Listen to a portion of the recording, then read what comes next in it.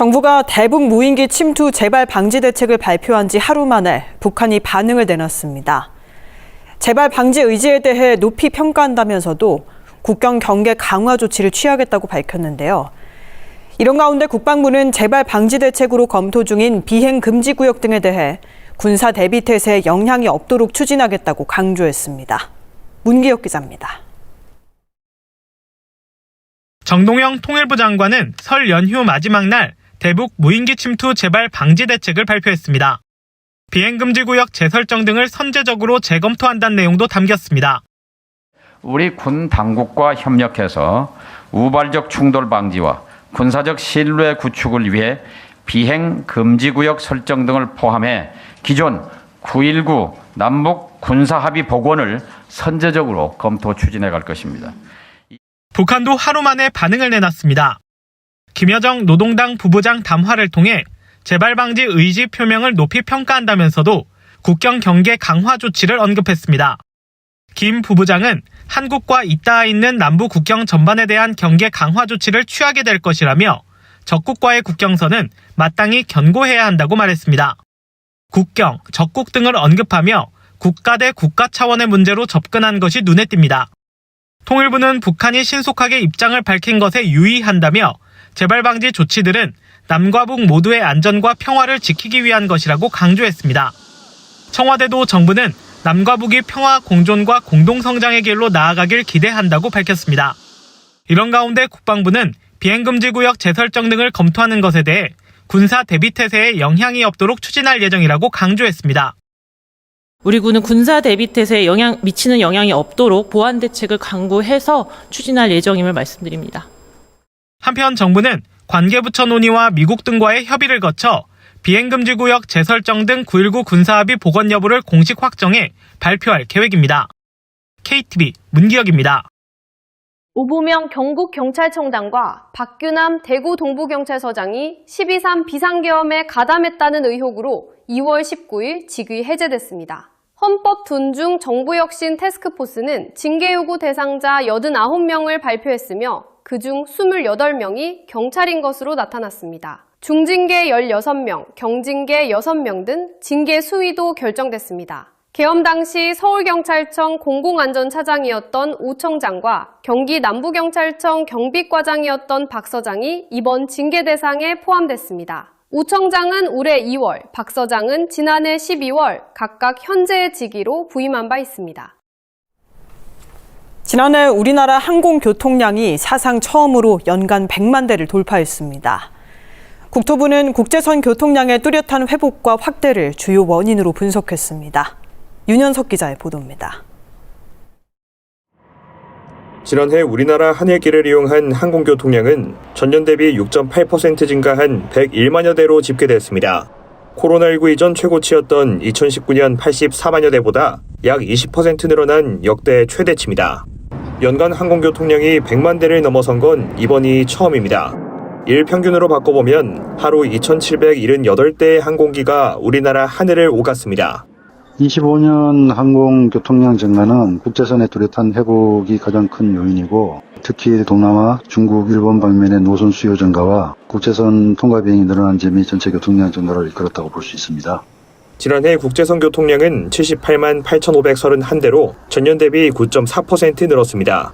이 중 동남아와 남중국 노선이 전체의 약 52%를 차지해 중거리와 단거리 국제노선 수요가 많이 늘어난 것으로 나타났습니다. 주요 공항별로는 인천공항이 가장 많은 교통량을 기록했습니다. 월별로는 휴가철인 8월이 가장 많았고 2월이 가장 적었습니다. 국내 공항에 내리지 않고 영공을 통과하는 국제 통과 비행은 전년 대비 21% 증가했습니다. 국토부는 우리나라가 동북아 핵심 항공 허브로서 차지하는 전략적 중요성이 더 강화되고 있음을 보여주는 것이라고 설명했습니다. 정부는 우리나라 항공교통량이 안정적인 증가세를 이어갈 것으로 전망했습니다. 글로벌 항공 수요가 지속 성장할 것으로 예상된 데 따른 것입니다. 항공교통의 안정적 증가는 물류와 관광, 수출입 등 산업 전반과 국가경제 활력을 높이는 핵심 기반이 되는 만큼 항공교통 흐름 모니터링과 관리를 빈틈없이 추진할 계획입니다. KTV 윤현석입니다. 병원마다 천차만별이던 도수치료 가격이 이르면 하반기부터 정부 관리를 받게 됩니다. 과잉 진료 우려가 큰 비급여 항목을 건강보험 체계에 넣는 관리급여 제도의 법적 근거가 시행됐습니다. 정유림 기자입니다. 부르는 게 값이었던 도수치료. 병원마다 가격 차이가 최대 100배에 달할 정도로 기준이 없었습니다. 보건복지부는 과잉 우려가 큰 비급여 항목을 관리하기 위한 국민건강보험법 시행령 개정안을 공포했습니다. 개정안은 공포 즉시 시행에 들어갔습니다.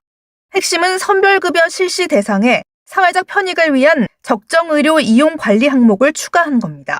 이를 통해 도수치료와 온열치료 등 그동안 방치됐던 비급여 항목들을 관리급여라는 제도권 안으로 끌어들였습니다. 대상은 도수치료와 방사선 온열치료, 신경성형술 등 3가지입니다. 관리급여로 지정되면 정부가 직접 가격을 설정하고 환자는 진료비의 95%를 부담하게 됩니다. 전액을 본인이 부담하던 이전보다 환자의 실제 부담은 줄고 병원이 가격을 마음대로 올리는 고무줄 가격이 사라질 전망입니다. 제도가 안착되면 지역이나 병원 규모에 상관없이 동일한 표준 가격이 적용될 걸로 보입니다. 전국적으로 이제 보험급여가 이제 일관적으로 표준적으로 보장돼야 되기 때문에 가격도 이제 표준적인 가격, 그 급여 기준도 표준적인 기준으로 국민들에게 제공되게 됩니다. 정부는 상반기 중 건정심 등 세부 절차를 거쳐 구체적인 수가와 급여 기준을 확정할 계획입니다. 실제 병원 현장에서 표준 가격이 적용되는 시점은 올해 하반기가 될 전망입니다. 다만 가격 자율성을 주장하는 의료계 반발이 여전해 후속 수가 기준을 마련하는 과정이 제도의 성패를 가를 관건으로 남았습니다. 복지부 관계자는 이번 조치가 시행되면 무분별한 의료 이용이 억제되고 국민 의료비 부담도 줄어들 것으로 기대했습니다. KTV 정유림입니다. 오늘 오전 8시 25분 강원 삼척시 남남서쪽 30km 지역에서 규모 2.5의 지진이 발생했습니다. 이번 지진으로 강원 지역에서는 정차 중인 차량이 약간 흔들릴 수 있는 수준인 진도 3의 진동이 감지됐습니다.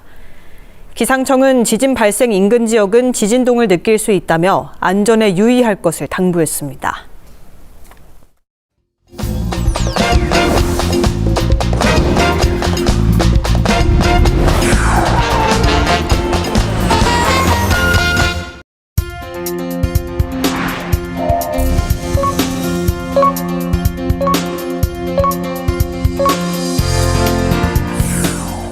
유라시아의 교차로이자 다양한 민족과 문화가 공존하는 카자흐스탄. 우리와도 오랜 시간 특별한 인연을 이어온 나라인데요. 최근 더 활발해지고 있는 양국 문화 교류 이야기 구본철 주 카자흐스탄 한국문화원장 연결해 자세히 들어보겠습니다. 원장님 안녕하세요. 네, 안녕하세요. 네, 카자흐스탄은 유라시아의 요충지로서 최근에 그 전략적 가치가 더 높아지고 있는데요. 특히 한국 문화 열기가 그 어느 때보다 뜨겁다고 들었습니다. 현지에서 체감하시는 한국 문화의 위상 변화 어느 정도라고 보시는지요? 네, 카자흐스탄에서 체감하는 한국 문화의 위상은 분명히 매우 높아졌다고 말씀드릴 수 있습니다. 특히 젊은 세대를 중심으로 K-팝과 한국 드라마에 대한 관심이 꾸준히 확산되고 있습니다. 예전에는 콘텐츠를 시청하는 데 그쳤다면 이제는 직접 참여하는 단계로 발전하고 있다는 점이 가장 큰 변화입니다. 현재 카자흐스탄 전역에는 학생들이 자발적으로 만든 한국문화 동호회가 50여 개 이상 활발히 활동하고 있습니다.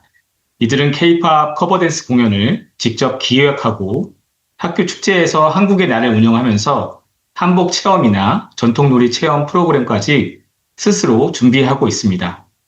또한 김치, 라면, 떡볶이, 김과 같은 한국 식품도 대형마트나 온라인몰, 한국 식당에서 쉽게 구입할 수 있어서 한국 문화가 일상 속으로 자연스럽게 스며들고 있습니다.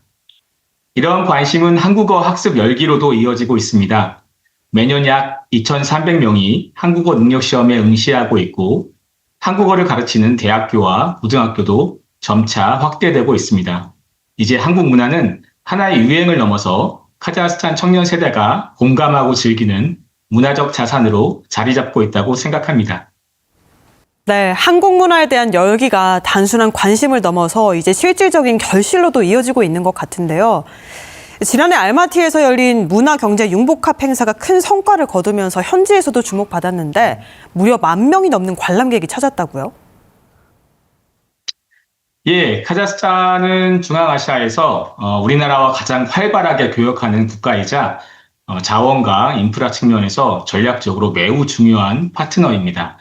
이러한 경제적 기반 위에서 문화적인 유대를 확대하기 위해 지난해 6월 저희 문화원은 코리아 카자흐스탄 컬처 앤 트레이드 위크를 개최했습니다.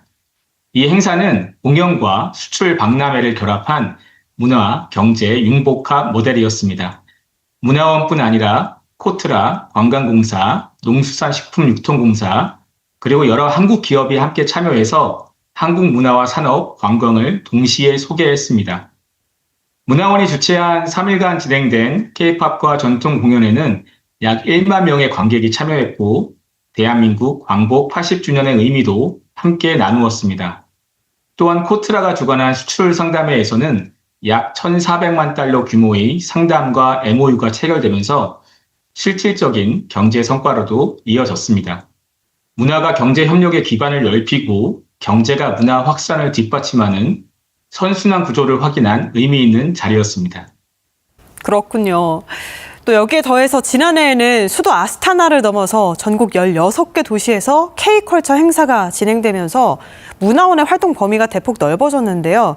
특히 좀 인상 깊거나 의미 있었던 순간을 풀어주신다면요. 네, 저희 문화원은 50여 개 한류 동호회 그리고 17개 도시의 고려인 협회와 협력 관계를 맺고 있고 이를 토대로 지난해 카자흐스탄 전국 16개 도시에서 한국 문화 행사를 진행했습니다. 특히 알마티 고려극장에서 선보이고 서울문화재단과 함께한 한국 카자흐스탄 공동 창작 뮤지컬은 매우 인상 깊었습니다. 고려인의 이주 역사를 소재로 양국 예술인이 함께 만든 작품이었고 공연이 끝난 후에도 관객들이 큰 박수로 화답하는 장면이 오래 기억에 남습니다. 또한 K-팝과 카자흐스탄 팝이 한 무대에 오르고 우리나라의 가야금, 해금, 피리와 카자흐스탄의 전통악기인 제트겐과 코브스가 함께한 협연 무대는 서로 다른 문화가 조화를 이루는 상징적인 순간이었습니다. 이러한 현장을 통해서 문화가 양국 관계를 더욱 깊고 단단하게 만드는 힘임을 다시 한번 확인했습니다. 예, 지난해 성과를 발판 삼아 올해도 양국 간 교류가 더 깊어질 것으로 기대되는데요. 특히 어떤 부분에 가장 역점을 두고 문화원을 이끌어갈 계획이신가요? 네, 올해는 이러한 성과를 기반으로 문화 교류의 폭과 깊이를 동시에 확대할 계획입니다. 문화 경제 융복합 행사는 연례화해서 카자흐스탄에 진출한 한국 공공기관들과 원팀으로 협력해서 한국의 브랜드를 함께 키워가겠습니다. 한국 영화제나 한국 문화 페스티벌을 확대해서 더 많은 지역에서 한국 문화를 체험할 수 있도록 하겠습니다. 특히 한국과 카자흐스탄의 예술기관 간의 쌍방향 교류를 강화하는 데 중점을 둘 예정입니다. 한국의 극단과 카자흐스탄 드라마 극장의 공동 연극이나 한국의 국립오페라단과 카자흐스탄 예술기관의 공동 오페라 공연과 같이 양국 예술기관의 교류 무대가 이어질 예정입니다. 이외에도 미디어 아트 전시회, 클래식 음악회, 국악 연주회를 위해 카자흐스탄 문화기관과 다양한 협업을 준비하고 있습니다. 아울러 한국어, 한식, 전통예술 교육을 현지 학교와 협력해 확대함으로써 카자흐스탄 국민들이 학교나 일상 속에서 한국 문화를 접할 수 있도록 하겠습니다. 앞으로도 문화가 양국을 잇는 가장 따뜻하고 지속적인 다리가 될 수 있도록 최선을 다하겠습니다. 네, 앞으로 일상으로 더 깊이 스며들 양국의 문화 교류 기대해 보겠습니다. 지금까지 구본철 주 카자흐스탄 한국문화원장과 이야기 나눴습니다. 오늘 말씀 고맙습니다. 네, 감사합니다.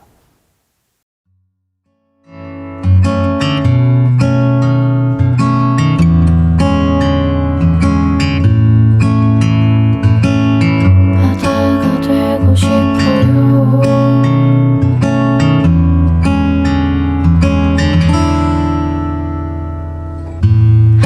뜨겁네요. 날이 갈수록 무덥네요. 난 겨울을 좋아하죠. 땀나는 건 딱 질색이에요.